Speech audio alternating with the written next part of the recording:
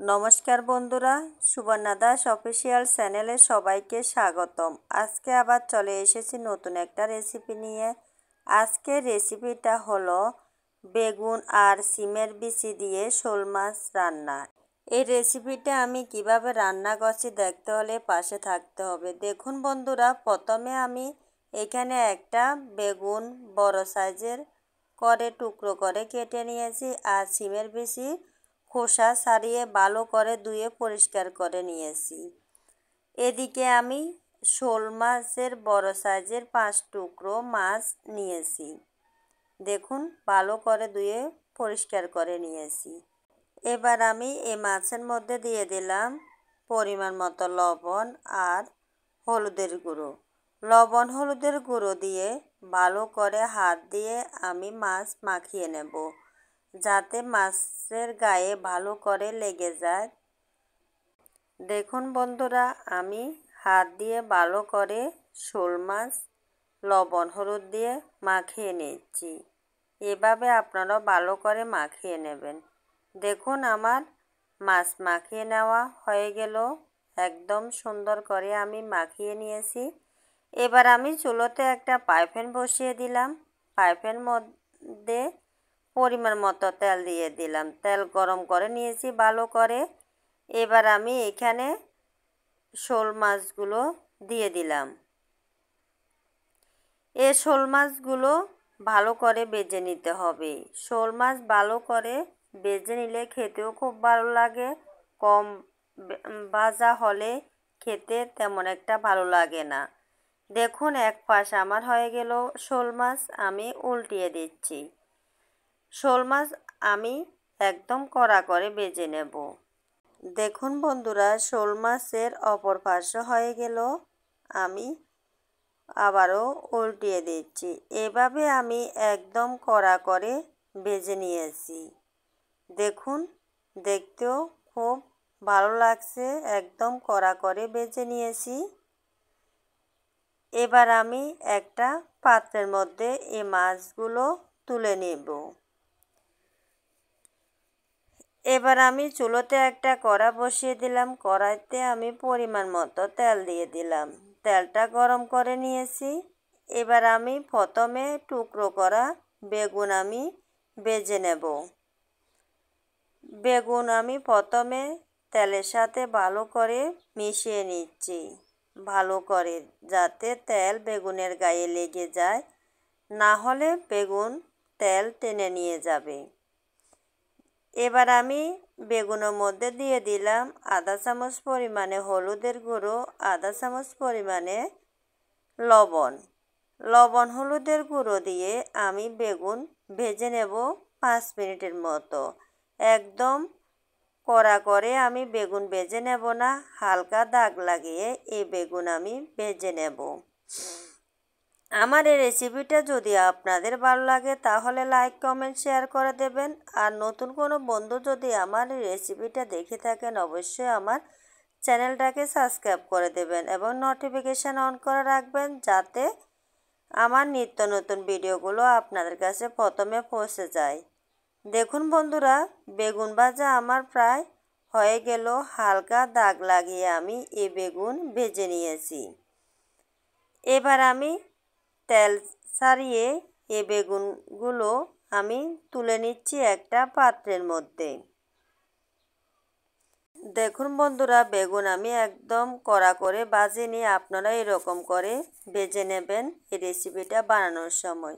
একই কড়াইয়ের মধ্যে আমি আবারও কিছু তেল দিয়ে দিলাম। তেল গরম করে নিয়েছি আর এখানে আমি 1 চামচের মতো 5 ফোড়ন দিয়ে দিলাম। 5 ফোড়ন আমি একটু লাল করে ভেজে নিয়েছি।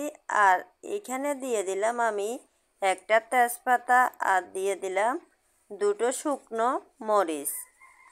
এবার আমি 5 ফোড়ন, শুকনো মরিচ, তেজপাতা একটু ভেজে নেব।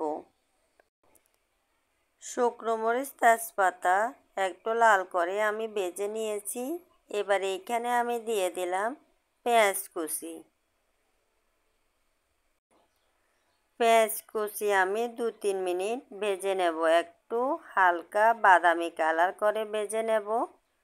দেখুন বন্ধুরা, এভাবে আপনারাও এই পেঁয়াজ কুচি ভেজে নেবেন। দেখুন আমি ভেজে নিয়েছি।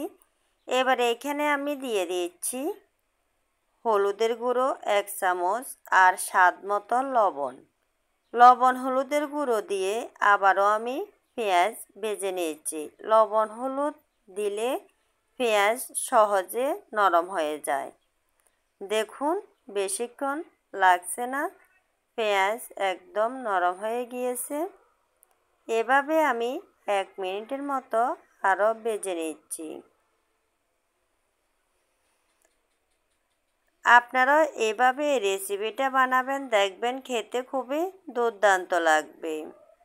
এভাবে ভালো করে পেঁয়াজ ভেজে নেওয়ার পর এখানে আমি দিয়ে দিচ্ছি 1 চামচের মতো আদা রসুন বাটা দিয়ে আবারও আমি ভালো করে কষিয়ে নেব পেঁয়াজের সাথে। যতক্ষণ না আদা রসুনের কাঁচা গন্ধ আছে ততক্ষণ পর্যন্ত আমি এই মশলা কষিয়ে নেব।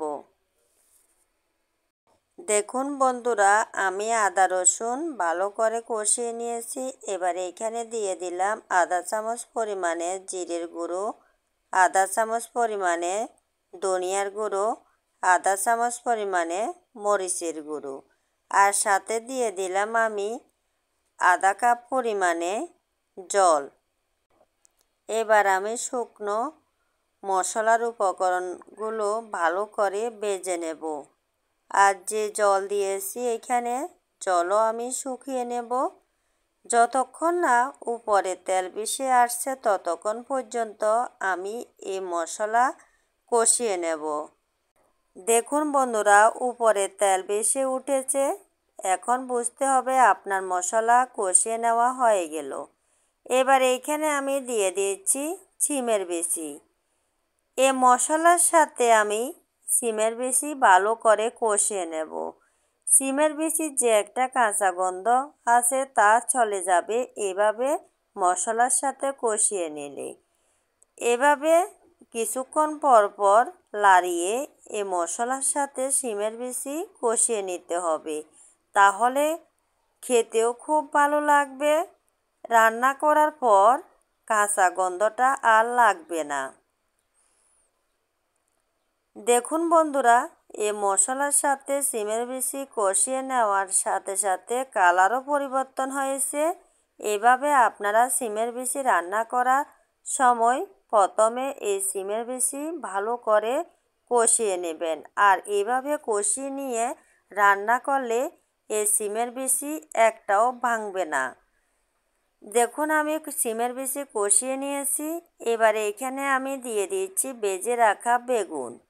এবার আমি বেগুনের সাথে ভালো করে সিমের বিচি মশলা সাথে ভালো করে মিশিয়ে নিচ্ছি। এভাবে আমি 2 মিনিটের মতো বেগুন ভালো করে সব উপকরণের সাথে কষিয়ে নেব, তাহলে বেগুনের মধ্যেও মশলা লেগে যাবে খুব ভালো করে, খেতেও খুব ভালো লাগবে। দেখুন বন্ধুরা, ভালো করে আমি কষিয়ে নিয়েছি সব উপকরণ। এবার এখানে আমি দিয়ে দিচ্ছি পরিমাণ মতো জল দিয়ে ভালো করে লাড়িয়ে দিচ্ছি। দেখুন কালারটাও দেখতে খুব ভালো দেখাচ্ছে।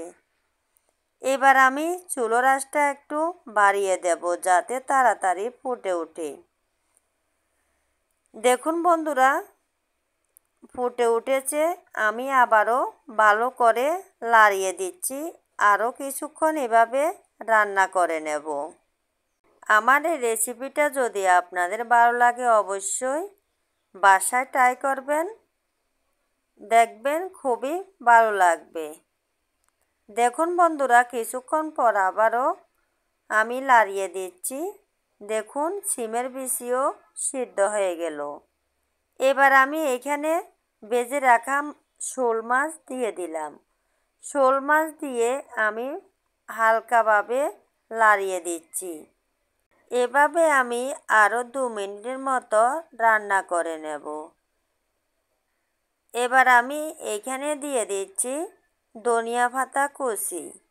ধনিয়া পাতা কুচি দিয়ে ভালো করে আমি নাড়িয়ে দিচ্ছি। দেখুন বন্ধুরা, সিমের বিচি, বেগুন কোনোটাই ভেঙে যায়নি, সব গোটা রয়েছে। এভাবে রেসিপিটা বানালে আপনারা একদম সিমের বিচিও গোটা থাকবে, বেগুনও ভেঙে যাবে না। দেখুন আমার রেসিপিটা রান্না করা কমপ্লিট হয়ে গেল। এবার আমি চুলোর আঁচটা বন্ধ করে দিলাম। দেখতে যেমন সুন্দর হয়েছে, খেতেও খুব দুর্দান্ত লেগেছে। এবার আমি পরিবেশনের জন্য একটা পাত্রের মধ্যে নামিয়ে নিচ্ছি।